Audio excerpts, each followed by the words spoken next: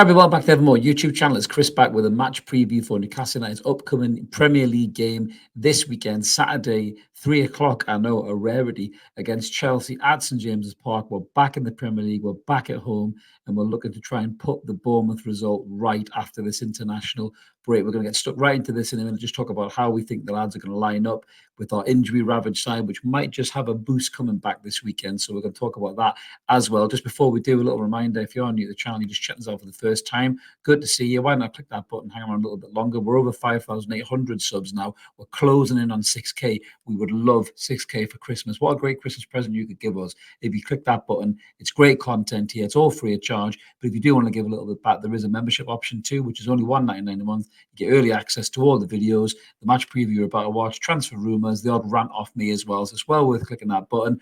But as I say, like the video too, subscribe, come and join this great ever-growing community.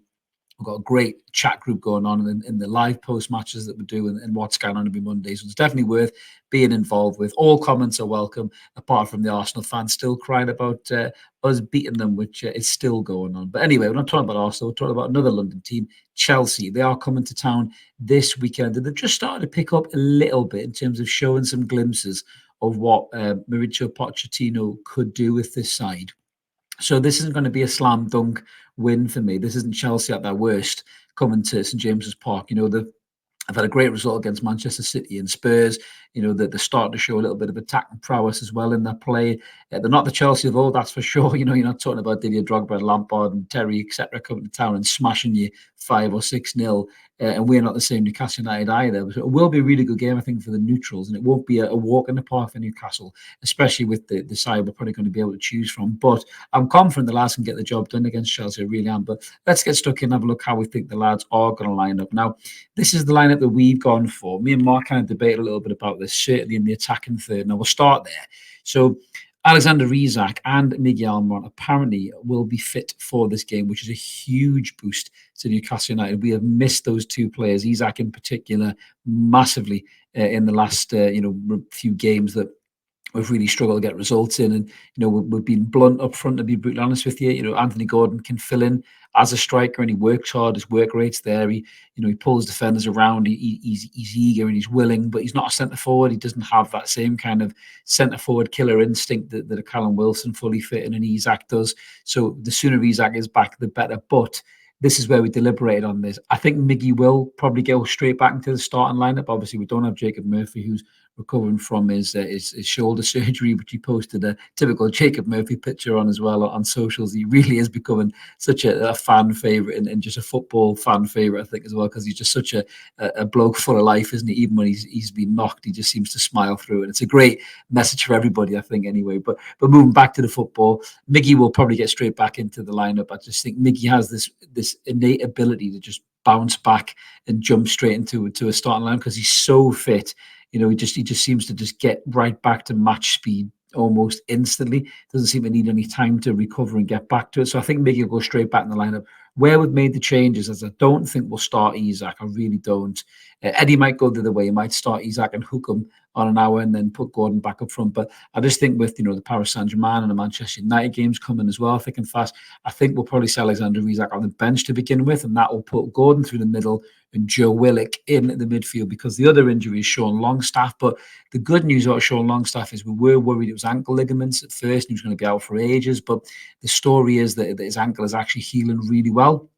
And I don't think he's going to be out long term, which is brilliant. So I can see Sean maybe returning for PSG, but I don't think he'll make the Chelsea game. Pretty much everyone's ruled him out for that. So I think Willock won't play midfield. He'll go into that front three. Maybe him and Joe Little swap over as they do, but he'll go to the left-hand side of that front three. Now, in the midfield, I think Louis Miley will come in to fill Longstaff's position. I like Louis Miley. I think we all like Louis Miley. I think he's a really talented footballer. And I think this game will suit him better than the Bournemouth game. I think he'll get a bit more time on the ball. This will be more of a football game. No disrespect to Bournemouth. It won't be turned into a kind of a slugfest that, there'll be a chance to get the ball down and play. And I think that's where Louis Miley's game really sits in. He loves to get the ball, loves to make things happen. His teammates have to look for him as well. If he's dropping deep to take a pass off Trippier or Livramento, they have to look for him and they have to trust the lad. when they give him the ball, because he's got the touch, he's got the quality as well. And I really think that Miley can excel in this game. And I'm really interested to see how he does against the likes of Caicedo and Fernandez as well in that midfield. Because I think when he made his debut at Stamford Bridge, he was bossing them really. So at St James's Park, his first Premier League start at St James's Park, the kid will be 10 foot tall, and I really think we'll get a good game out of Louis Miley. Either side of him is our Brazilian superstars. Joe Litton, fresh from the biggest bullshit red card I've ever seen on international duty against Argentina, where all hell broke loose in the crowd. I don't know what on earth was going on in there, but it was never a red card from Joe Litton, so that was utter bollocks. It doesn't affect his Premier League ability to start a game anyway. So him and Bruno will be the side of Miley, and they'll be looking after the kid. I think they'll be helping him with his game, and I think it'd be really interesting to see how Bruno and Miley play together, because I really think that Bruno can help teach the lad and how kind of push him along with his game as well. It'd be great for a young player to play alongside someone like Bruno. I think it'd really help his game on. In terms of the back four, obviously Lewis Hall can't play because he's playing against his effectively his parent club right now. We haven't signed him permanently until the summer, so I think Trippier will go over to left back, fresh from the personal issue that he had, when he left the England camp. I'm not going to get into speculating what it was. There's some rumours doing the rounds, and if they are right, it's fucking horrendous. It really is, and these people can just get in the fucking bin, as far as I'm concerned. Doing that to anybody is disgusting. But going back to football, yeah. So Trippier will go left back, Tino will go right back, and the centre halves will be Fabian Schär and Lascelles. Now on the centre halves, the news on Botman also has been quite good news. We were worried that Botman might have needed surgery on his knee, which would have kept him out until February. But apparently, he might not need to do that. If his knee doesn't swell up, he could be getting back into the squad quite soon. But again, with Botman, I think if he's fit enough to be on the bench, I'd be surprised. He might not get on, but he might be on the bench just to be part of the squad and in amongst the lads. But I think they'll be looking to see if they can get Botman fit and playing against PSG potentially, or Manchester United. I mean, Lascelles is deputised quite admirably, I would say, but he does have his limitations, and Chelsea will have some players that will test us at the back. Now, going on to Chelsea as a side, as I say, they are starting to come back into a game, but we have loads of injuries. We have Dan Burn, we have Wilson out. We have Harvey Barnes out, Botman's out, Tonali's suspended, Anderson's out, so you list them all up. But Chelsea are struggling as well, to be honest with you. They're missing Levi Colwill, who may be touch and go for playing this game. Ben Chilwell's out injured as well, such a good player, but such a bad injury record. Wesley Fofana's a long-term injury. They've also got Romeo Lavia, who they signed from Southampton, nicked off Liverpool like every other defensive midfielder. He's been knackered for ages as well. They're not going to risk Christopher Nkunku signed as well, who's a really talented player. So they are missing some real players, Chelsea, as well. So they do have an injury crisis, probably as bad as we do. But in terms of the danger men, I think for Chelsea, Sterling is starting to kind of come back into a Raheem Sterling type vein of form, and he could potentially cause some bother in the back line there, against Livramento and Trippier. But I think with Livramento and Trippier, we've got two players there who are so quick. To me, they'll be able to catch and keep up with Sterling's pace and his trickery. Either side, we've seen Tino, we've seen his recovery abilities, how fast he is, how good he is in the challenge. Trippier is deputising admirably left back. He doesn't get caught out much by many people. The player that I think is really kicking on a little bit on a game on Chelsea is Cole Palmer, that they got off Manchester City. I like the lad. I think he's a really good player, and you're starting to ask the question at 45 million quid, why weren't Newcastle sniffing around this lad as well, in terms of coming into our squad? But he really seems to be the player that is almost picking Chelsea up on his back and trying to do something with him. He's a big game player. He doesn't get rattled easily either, and I think he will be a danger man, 100%. I think we'll have to be on our toes to keep him quiet. They have got the centre forward. Is it Nicholas Jackson, who people are trying to compare to the new Didier Drogba, I think. And just for me, I don't see it. I really don't. I think he's a bit of a tap-in merchant, if I'm brutally honest with you. I'm just trying to see his stats now, just as we're talking here. I don't think he's done a great deal, if I'm brutally honest with you. People seem to be almost willing the lad into being this fantastic centre forward. He's got a little bit of pace about him. He can get in behind, but he's very rash in the finish. I mean, I suppose his Premier League record, if you look at it, isn't bad. You've got 6 goals in 11 games, but one of those games, I believe, was a hat-trick, I think it was. Was it a hat-trick or 2 goals? Maybe it was against Spurs. But they all seem to be kind of tap-ins, and listen, I love a tap-in merchant. We've had tap-in merchants at Newcastle, but I don't see Nicholas Jackson causing Fabian Schär all Lascelles a great deal of trouble. I mean, Lascelles likes a rough and tumble battle. He's got a little bit of pace over 5-6 yards. Lascelles, he seems to be better positionally under Eddie Howe than he has been, his whole Newcastle career.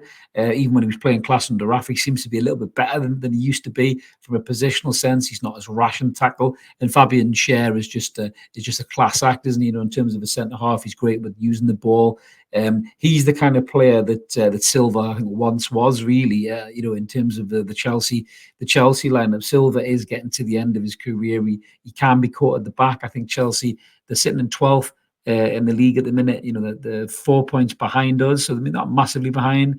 They've only scored, I think, 21 goals versus our 27, and they've conceded 16 goals. So they can be got at, and you can get in behind Chelsea, and you can score against them. I think other teams have showed that they do have a bit of a gap, and you look at their midfield as well. But their midfield, I mean, Conor Gallagher, we've been linked to him before, and he's a hard-working player. He's quite industrious, but I don't think he's all that, in all fairness. And I think in that midfield, I think Joe Linton and Bruno will be too strong for him.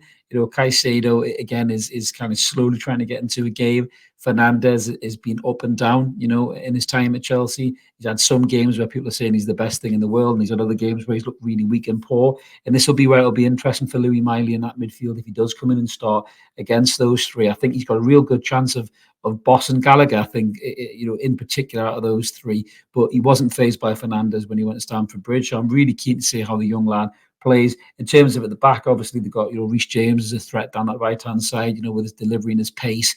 So but Trippier is more of a match for him. I think it really is. I think with Trippier's positional sense and his brain, he's clever. He'll give himself a yard or two if he needs to. He won't get stripped by pace, really. And then he's also going to have Joe Linton or Joe Willett coming across to help him on the cover for Reece James's runs too. Cucurella can be caught, I think, on the right hand side as well if Miggy's there, or even if Gordon pulls out that side, So I do think we have some dangerous players that can really cause Chelsea some problems, and with pace we can get in behind that back line. Certainly with Silva, his legs are starting to go as well. So I think we're in for a really good game. I really do. I think we shouldn't fear Chelsea whatsoever. Chelsea probably been more fearful of us. I think coming to St James's Park, it's a cauldron.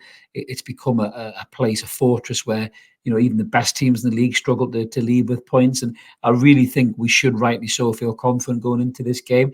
Like I say, Chelsea are slowly coming back under Pochettino, and you can see that. You can see what he's trying to do. But I just think with Newcastle's energy and our press, we've had a chance to rest with internationals. It's only really been Trippier who's played. I think he played one game. I think Schär played one game, then he was rested. Obviously, Bruno and Joe have played. But most of our team there probably haven't really played international football, and they've had a good chance to rest as well. Which certainly with likes of Miggy, Isak, and Gordon. If those are the front three starting, Willock drops in the midfield. Even that is a brilliant side as well. But I think Louis Miley should definitely be in for a shout to start. I don't want Isak to be burnt out before PSG or Manchester United. So I do think we'll use him sparingly. But in terms of the result, where I think it's going to go, I think Newcastle will win this game 2-1 is where I'm going to go. I don't think it'll be a landslide, but I think we'll be dominant, and I think we'll win this game 2-1. Let us know in the comments below what you guys think about the starting lineup. If you think we're right or wrong, would you make some changes there? Who would you change? And let us know in the comments. We'll always try to reply to you as well. If you take the time to smash a comment, then we'll take the time to reply to you. And as I mentioned there, if you haven't subscribed already, consider it. Loads of free content on Evermore YouTube channel, and loads for you to get through as well. Previews that you've just watched, live post-match analysis after the games, transfer rumor videos, the live show with me and Mark on Monday, which is just a good bit of crack, and obviously the rants as well when things start pissing me off. I did have a rant lined up for the Saudi loan situation, and then it went in our favour, so I just went on and I was buzzing about it, really. So maybe we can see some new faces coming in on loan from the Saudi Arabian League in January. I'm sure we'll get stuck into that the closer to the window. But smash whichever option you want. As I mentioned, if you do want to give back to the channel a little bit, it is only $1.99 a month. it'll help us bring this great content to you as well. So we really appreciate all the members that have clicked in. You get early access to all the videos as well. We'll be back with a post-match analysis of the Chelsea game, and hopefully Newcastle United are back to winning ways. Another 3 points on the board, aiming for that top four with some big name players back as well. Have a cracking day wherever you are, everyone, and we'll see you later. Cheers.